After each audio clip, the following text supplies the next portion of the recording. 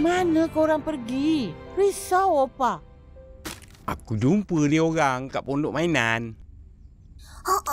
Nasib baik Atuk datang. Kalau tak, puting beliung dia bawa kita orang terbang. Betul-betul takut sangat tadi. Asyik main je. Kan akak dah cakap, balik cepat. Degil. Angin puting beliung memang suka sedut budak-budak degil macam korang. Baik-baik sikit. Tahu.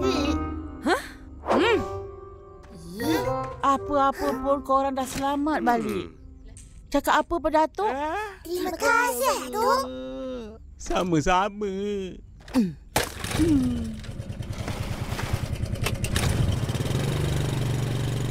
Atuk! Berandah ni macam mana?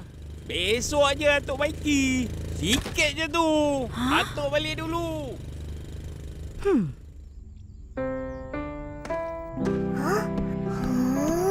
Teruk juga kan, nampak?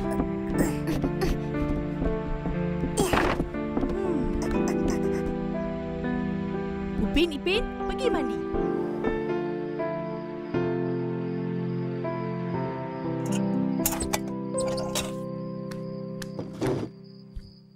Opa, tadi kali pertama kita orang tengok puting beliung. Betul-betul.